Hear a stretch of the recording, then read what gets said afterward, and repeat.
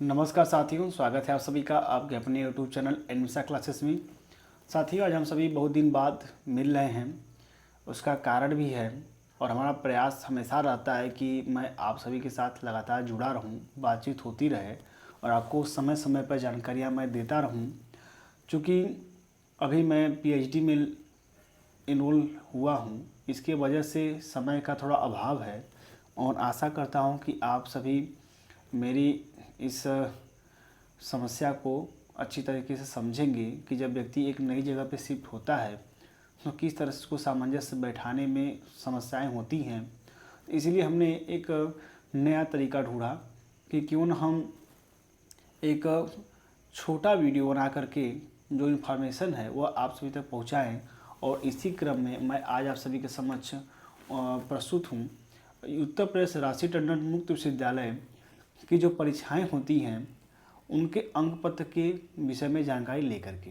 देखिए, अभी आप सभी ने परीक्षाएं दी होंगी जून 2024 में, ठीक है। जून 2024 में परीक्षाएं हुई हैं, उनका रिजल्ट भी आ चुका है ऑनलाइन। अब वो रिजल्ट प्रिंट होकर के आपको मिलने वाला है। अब बात ये होती है कि रिजल्ट कैसे मिलेगा।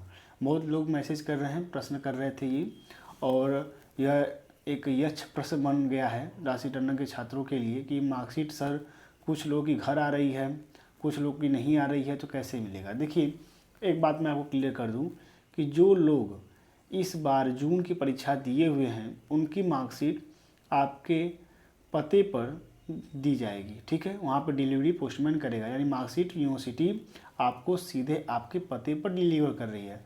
अब अगर आपका पता मान लीजिए कि वाराणसी का दिया गया है तो किताबें वाराणसी ही आती हैं, तो जिस पते पर किताबें आती हैं उसी पते पर मार्कशीट भी जाएगी।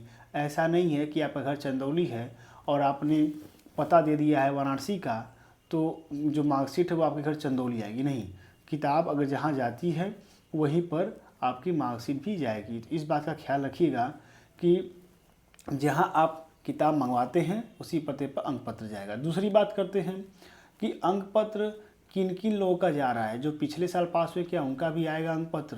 तो देखिए, एक बात सामान्य सी है कि इस वर्ष जून 2024 में जिन्होंने परीक्षा दिया है, जिनका कंप्लीट हुआ है कोर्स, उनकी मार्कशीट तो उनके पते पर जाएगी। लेकिन उससे पहले के जो कोर्स हैं वे लोग जिनका बैक लग गया था, वे सभी लोग एक बार सेंटर में ज़रूर पता कर लें कि हमारी मार्कशीट क्या आपके अध्ययन केंद्र पर आई है।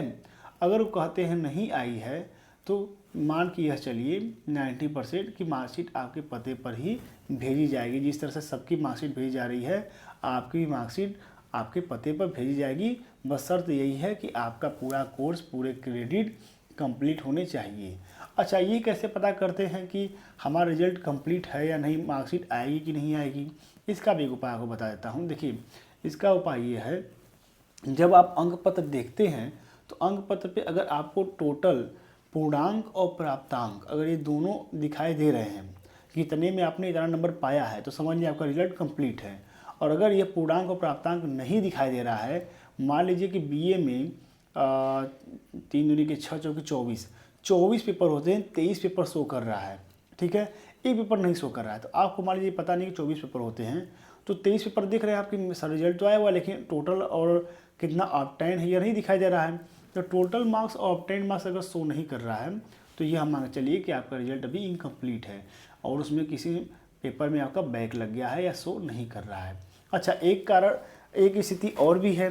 कभी कभी क्या होता है कि हम परीक्षा दिए रहते हैं, लेकिन यह खासकर एकल विषय में ऐसा होता है कि परीक्षा हमने फर्स्ट ईयर में 3 पेपर का दिया, सेकेंड ईयर में 2 पेपर का दिया, लेकिन अंक पत्र में पहले ईयर का सिर्फ 2 पेपर शो कर रहा है और सेकेंड ईयर का 2, यानी टोटल 4 पेपर शो कर रहे हैं। तो इस स्थिति में क्या करेंगे। तो मैंने एक वीडियो बनाया था कि उत्तर प्रदेश राष्ट्रीय टंडन मुक्त विश्वविद्यालय के वे छात्र जिनका असाइनमेंट का नंबर छूट गया है वह CM कंप्लेंट पोर्टल पे कंप्लेन करेंगे। जन सुनवाई इसको बोलते हैं, जन सुनवाई ऐप आता है, उस पर आप, उस ऐप्स पे आप जाएंगे और वहाँ पे कंप्लेन करेंगे तो आपका जो आपने अगर आपने परीक्षा दी होगी तब, अगर परीक्षा आपने नहीं दी होगी तो नंबर नहीं चढ़ेगा। लेकिन परीक्षा अगर आपने दी है तो जांच करके यूनिवर्सिटी आपका नंबर अपडेट कर देती है और का रिजल्ट आ जाएगा, ठीक है। ये होगी बात। अब आगे हम बात करेंगे कि कुछ लोग की किताबें नहीं आ रही हैं, बोलता नहीं सर किताबें हमारी नहीं आ रही हैं। तो इस बार से यूनिवर्सिटी ने एक नया बदलाव किया है कि अगर आपको स्टडी मटेरियल चाहिए, फॉर्म भरते समय स्टडी मटेरियल अगर आपको चाहिए तो आप उसमें यस करिए, अगर नहीं चाहिए तो नो कर दीजिए। अगर आप नो करते हैं तो या तो उसका कुछ पेमेंट कम शायद कट रहा है, या फिर कुछ पैसे बाद में रिफंड होकर के जिस अकाउंट से कटे हैं उसमें वापस आ जाएंगे। यह प्रक्रिया चल रही है। तो सेंटर वाले पैसा बचाने के चक्कर में आपकी किताब को नो भी कर सकते हैं, इस वजह से भी आपकी किताब नहीं आ सकती है। इसलिए सबसे पहले आप उनसे अपना फॉर्म मंगा करके देख लीजिए कि आपके उसमें बुक वाला यस किया गया है या नो किया गया है। लेकिन इस बात का भी ध्यान रखिए कि फॉर्म में यस या नो शो नहीं कर रहा है, जो आपका प्रिंट मिलेगा आपको PDF। तो आप जब भी एडमिशन लेने जाइए या उनसे कंफर्म कर लीजिए कि आपने यस ही किया है ना। अगर नो कर दिया है तो वो भी मुझे कंफर्म कर दीजिए और मुझे कहीं से व्यवस्था कर दीजिए किताब की, ठीक है, अगर आप पढ़ना चाहते हैं तो। ये है उत्तर प्रदेश राष्ट्रीय टंडन विश्वविद्यालय के परीक्षा और अंक पत्र के साथ साथ स्टडी मटेरियल के बारे में कुछ लगातार पूछे जा रहे सवालों के जवाब। अब एक बात और भी है, असाइनमेंट भी जमा करना है। तो देखिए बिना असाइनमेंट जमा किए, असाइनमेंट का नंबर चढ़े, आपका प्रवेश पत्र और परीक्षा फार्म नहीं भरा जाएगा। परीक्षा फार्म आप तब तक नहीं भर पाएंगे जब तक असाइनमेंट का नंबर आपका अपडेट न किया गया हो। इसीलिए आप सभी लोग परीक्षा से पहले असाइनमेंट लिख करके जमा कर दें। अब असाइनमेंट कैसे लिख के जमा करना है इसका वीडियो हमने बनाया हुआ है, लिंक दे देंगे डिस्क्रिप्शन बॉक्स में।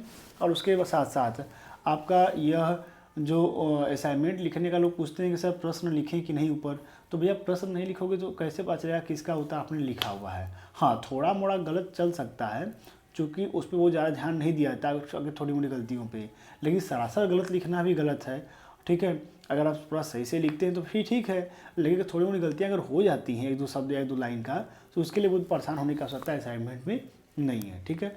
कहते हैं सर किताब नहीं आई तो कैसे असाइनमेंट लिखें। किताब नहीं आई तो असाइनमेंट लिखने का एकमात्र तरीका आपका गूगल है, ChatGPT है, उसका यूज़ कर लीजिए, उससे आप लिख लीजिए, ठीक है। और मैं उम्मीद करता हूँ कि आपके सारे जो सवाल होंगे उसका हमने जवाब आपको दे दिया है। इसके अलावा भी अगर आपको कोई सवाल हमसे पूछना हो तो हमसे पूछ सकते हैं। इसी के साथ साथ एक चीज़ और याद मुझे आ रही है कि अगर कोई प्राइवेट सेंटर वाला अगर आपसे कहता है कि सेंटर वेरिफिकेशन का फ़ीस आप हमें अलग से दीजिए, तो आप बोल दीजिए कि आप हमारा सेंटर वेरिफिकेशन मत करिएगा, हमारा एडमिशन अपने से हो जाएगा। देखिए इस बार यूनिवर्सिटी ने क्या किया है, ये जो लूट मची हुई थी उत्तर प्रदेश राष्ट्रीय टंडन विश्वविद्यालय के जो अध्ययन केंद्र थे, जैसे एकल विषय BA की फीस 4,000 रुपये है, तो कोई सेंटर वाला 6,000 रुपये ले रहा था, कोई 5,000 रुपये ले रहा था, कोई 5,500 ले रहा था। क्यों ले रहा था? क्योंकि सेंटर वेरीफाई हम करेंगे तभी जा करके आपकी किताबें घर पे आएंगी, तभी आपका सब चीज़ होगा, आपके फार्म भरने से नहीं होगा। लेकिन इस बार यूनिवर्सिटी ने क्या किया है कि आप अपना फॉर्म खुद से भर लीजिए और बाकी वेरिफिकेशन यूनिवर्सिटी स्वयं कर दे रही है, तो आपको किसी को भी 1 रुपया अधिक देने की आवश्यकता नहीं है, ठीक है। और कोई अगर पैसा मांगता है तो आप बिल्कुल मत दीजिए, बोल दीजिए कि हम नहीं आपको पैसे देंगे, हमारा वेरिफिकेशन मत करिए। और वेरिफिकेशन ऑटोमेटिक आपका होना है और किताबें आपके घर बाई पोस्ट आ ही जानी है, ठीक है। तो अगर आप चाहें तो अपना फॉर्म खुद से ही भर सकते हैं। और इसी के साथ कोई अगर प्रश्न हो तो आप मुझे कमेंट करके पूछ सकते हैं, ठीक है। मैं नितेश मिश्रा आप सभी से विदा लेता हूँ, धन्यवाद।